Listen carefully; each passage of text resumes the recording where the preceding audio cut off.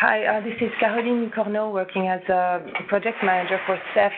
There was a question on the publication of the standard, so I just want to clarify what we know so far.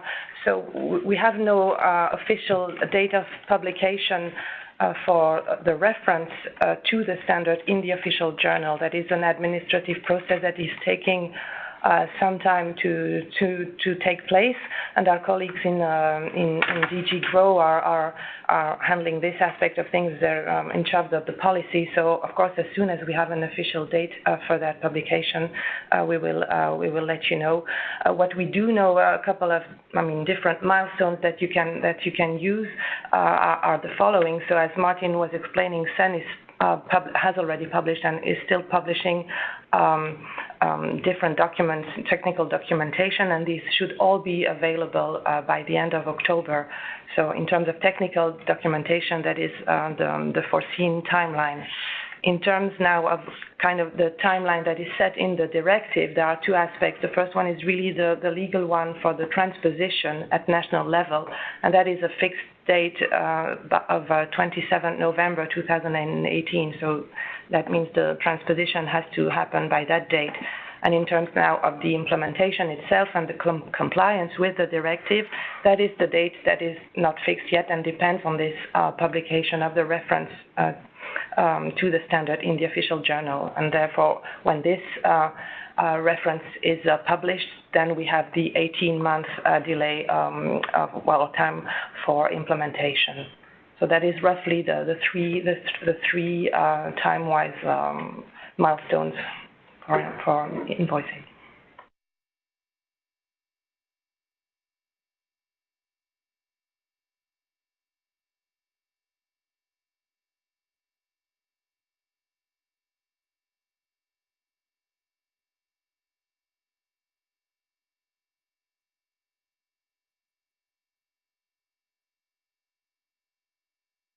So there's also a question, so it's still Caroline here, there's a question on CEF, so on list of core invoice usage specifications. So so far there hasn't been a decision to have a kind of official centralized repository of CEF, but what we do have currently in place it's been in place on the user community space of CEF Digital is a community-driven list of CEF. So anyone busy with the implementation and creating a CEF can add a link to it, and we will on that page. Sorry, and we will give you the link right now.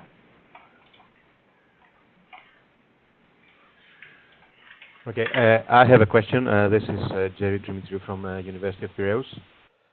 Regarding the multiple CEFs. So from what I understand is that you can create CEFs that can be non-interoperable between each other. For example, Martin said that there might be a field that is alphanumeric. What if you create one CEF which says it's numeric and another CEF which says it's only alphabetical? Then you have an interoperability problem. Are you going to provide a kind of a tool or a kind of a session on promoting interoperability?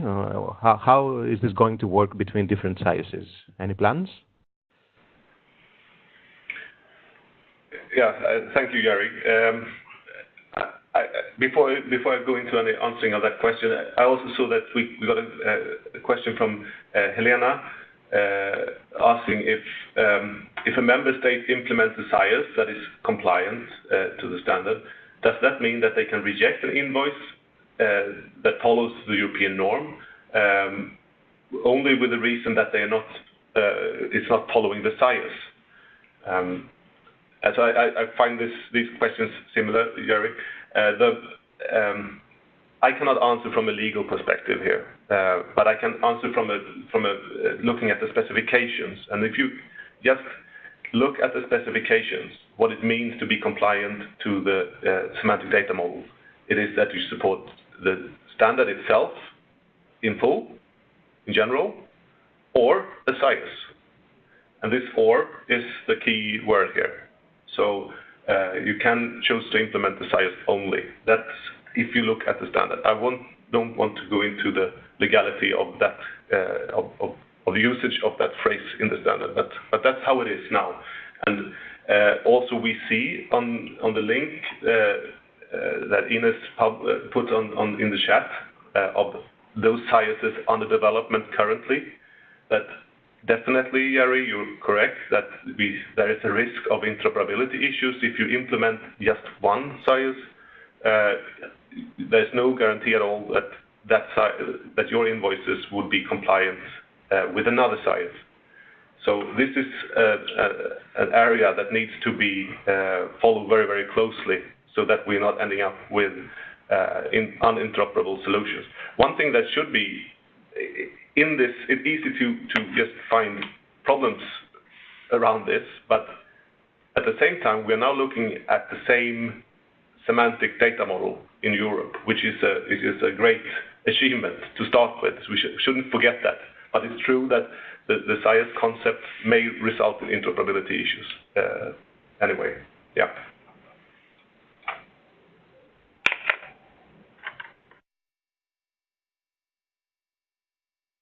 You still have time to ask your questions if you have any. We are going to be here more minutes if you have more questions. So please go ahead.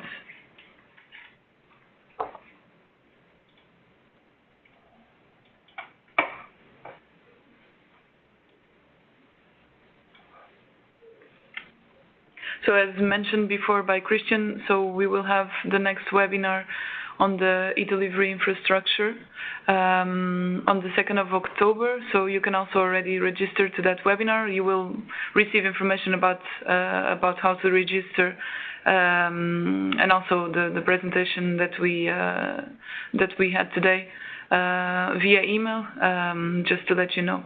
We will also ask you to fill a very quick feedback survey, so we can improve the quality of these webinars.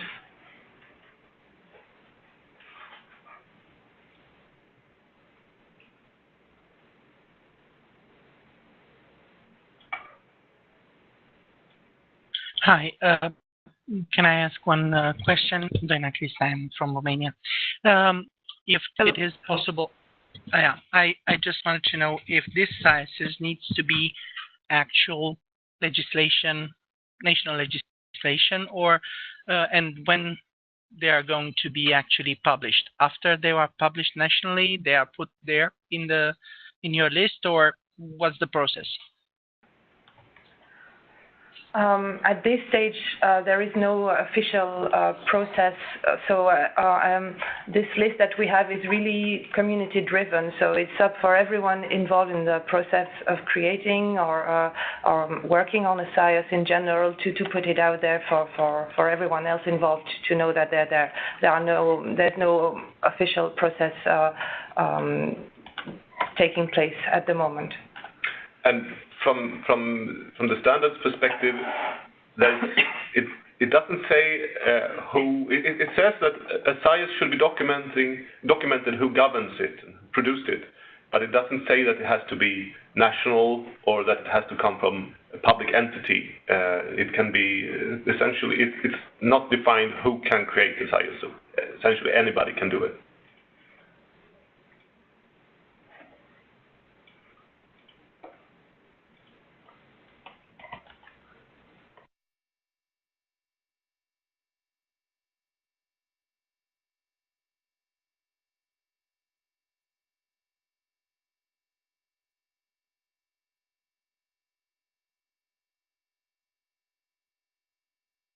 Martin, will there be a kind of a board that acknowledges that the SIAS is actually a conformant SIAS?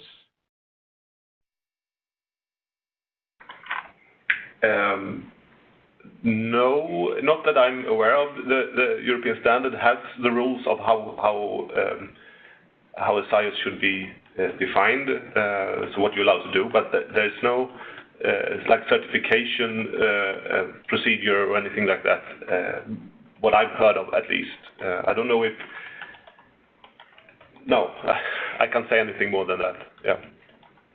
Okay, because you just said that anyone can create one, no, not a public organization only, but anyone, a private organization or even a sole proprietor probably. So how this is checked, or it's going to be checked? Yeah, I don't know. There is no, that I'm aware of, any planning for a like a secretariat or anything that you can send your SIAS to for evaluation or certification.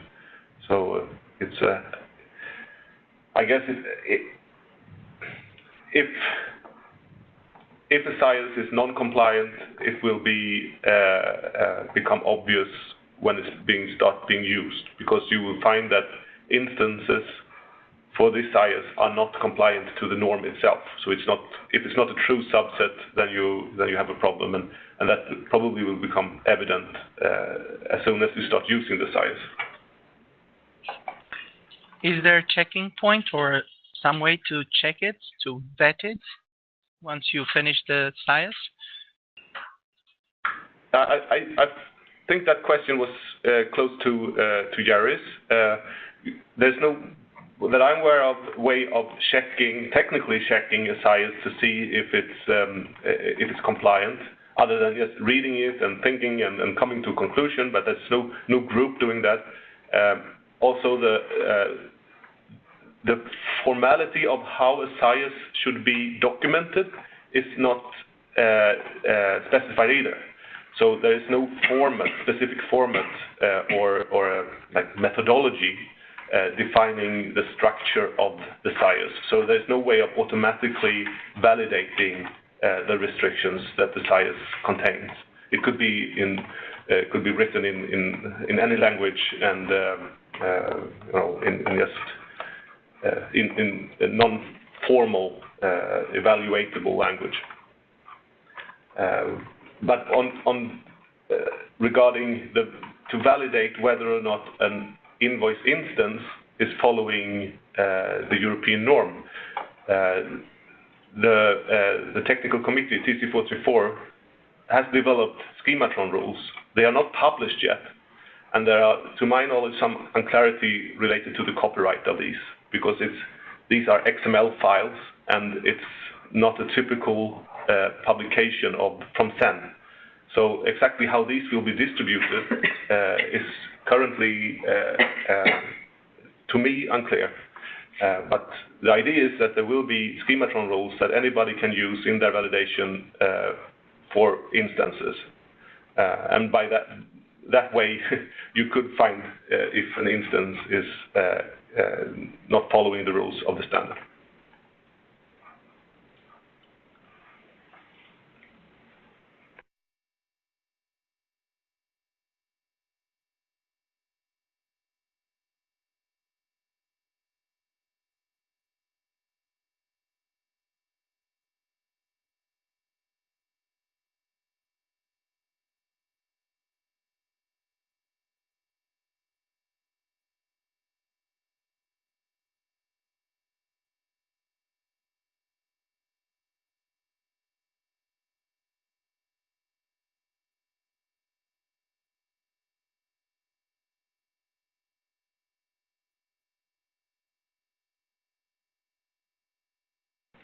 You still have time to ask your questions if you have any.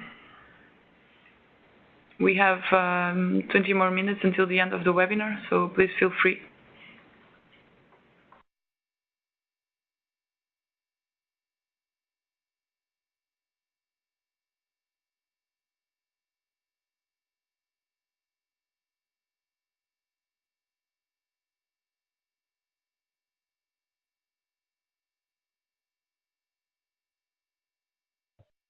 I have one more question. This comes from the Greek national bodies mostly, and it has to do with signatures. Does the standard mention anything about digital signature, either optional or not to be used? Can you have a comment on this?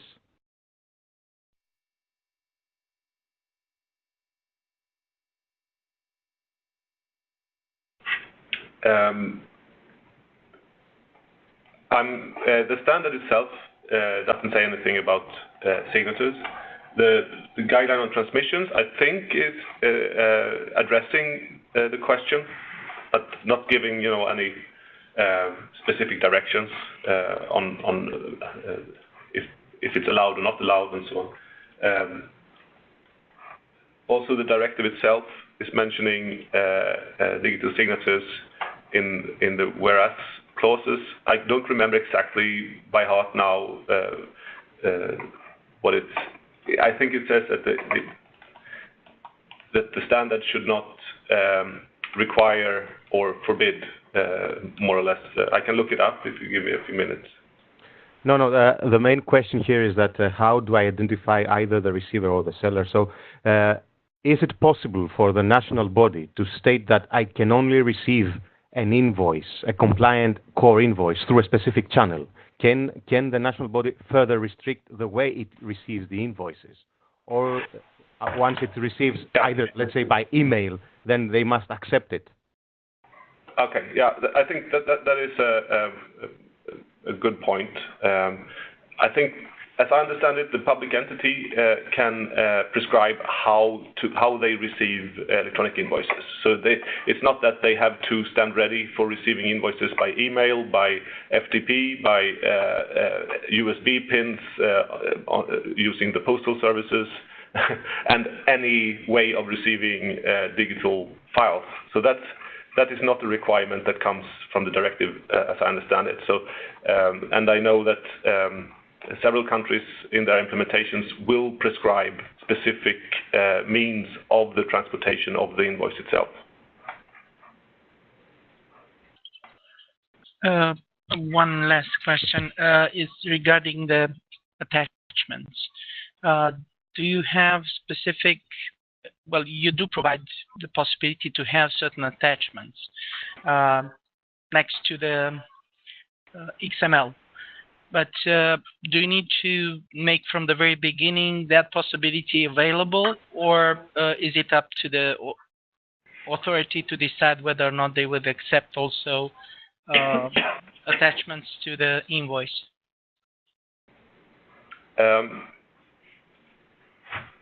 The norm or the specification itself says that it gives the opportunity to have attachments.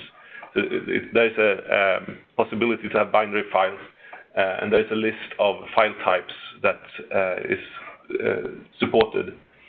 But so if you implement the norm as is, then the receiver should support this because it's part of the standard.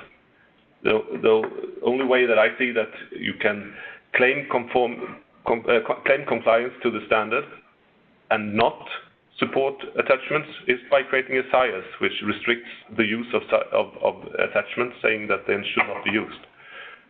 But I would, yeah. So, but of course, this is a functionality which is very common in invoicing solutions. So I would guess that would be a very limiting restriction to the standard.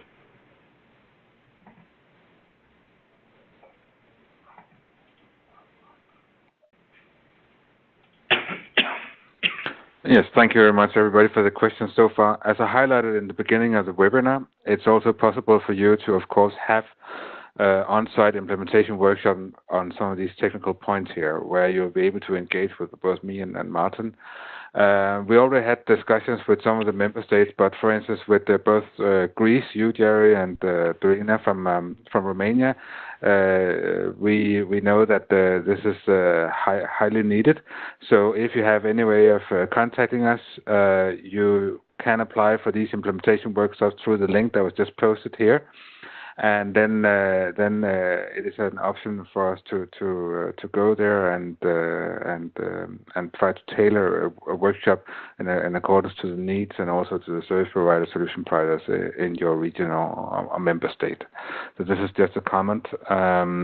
We foresee that it will be in the time period from October until March. This can happen. Afterwards, we will have to see what's possible.